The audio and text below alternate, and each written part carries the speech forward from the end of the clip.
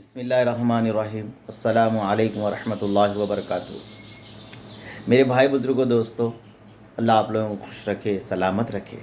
میرے بھائی دوستو بزرگوں، آج میرا بات کرنے کا مقصد ہے بڑوں کی عزت۔ میرے بھائیوں، بڑوں کی عزت بہت ضروری ہے، اس لیے کہ فرمایا وہ ہم سے بڑے ہیں اور اعمال میں بڑے ہیں، عمر میں بڑے ہیں۔ اور میرے دوستو، میرے بزرگوں، فرمایا جن لوگوں کے بال سفید ہو جائے عمر کی وجہ سے، اللہ پاک ان کی دعاؤں کو رد کرتے ہوئے اللہ کو شرم آتی ہے۔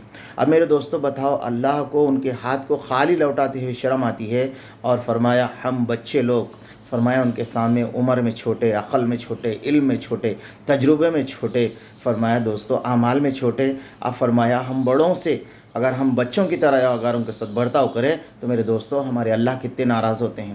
اس لیے میرے دوستو، میرے بزرگوں، خاص کر کے اس لیے ہمارے نبی علیہ السلام نے ارشاد فرمایا اس کے مرتبے کے حساب سے اس کی عزت کرنا ہم سب کے لیے ضروری ہے، اس کے مرتبے کے حساب سے۔ اس لیے میرے دوستو، ہمارے کام کرنے والوں میں خاص کر کے یہ بات کی نصیحت کیا جاتی، کوئی انجینئر ہے تو فرمایا اس کو انجینئر صاحب کے ذریعے سے بلانا، کوئی پروفیسر ہے تو پروفیسر صاحب کا نام لے کے پکارنا، کوئی ڈاکٹر ہے تو فرمایا ڈاکٹر صاحب کے نام لے کے بلانا، اس لیے کہ میرے دوستو وہ ایک عہدے والے ہیں۔ فرمایا اس لیے ہم سب کے لیے ضروری ہے کہ فرمایا ہم جو کام کر رہے ہیں، فرمایا ہم بڑوں کی عزت ضرور کرنے والے بنے۔ اس لیے ہمارے نبی علیہ السلام نے فرمایا جو بڑوں کی عزت نہیں کرتا، چھوٹوں پہ شفقت نہیں کرتا، علماء دین کی تعظیم نہیں کرتا، حضور نے کیا فرمایا؟ وہ ہم میں سے نہیں، یعنی فرمایا یہ مسلمان جیسا کام نہیں ہے، مسلمان جیسا۔ اس لیے میرے دوستو، فرمایا آقا علیہ السلام کے زمانے میں ایک بوڑھیا آیا کرتی تھی، اللہ کے نبی علیہ السلام اس کو بٹھاتے، اس کی خیر خیریت پوچھتے آپ کیسے ہیں؟ میرے بھائیوں، بہت قدر سے، عزت سے بات کرتے تھے۔ وہ جاتے تو حضرت عائشہ نے پوچھا،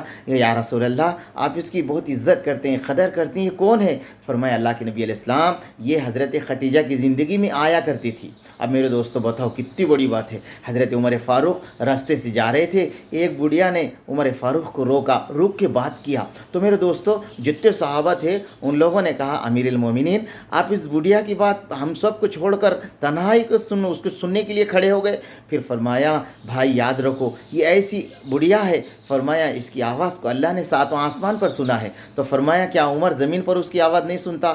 اگر وہ مجھے شام تک بھی لے کر، صبح تک بھی اگر لے کے مجھے کھڑے کرتی تو فرمایا اس کی میں پوری بات سنتا۔ تو میرے دوستو یہ ہمارے بڑے ہیں، اس لیے فرمایا حضرت معروف مثنوی کے اندر مولانا رومی رحمۃ اللہ علیہ کے واقعہ لکھے۔ وہ کیا ہے میرے دوستو بزرگوں؟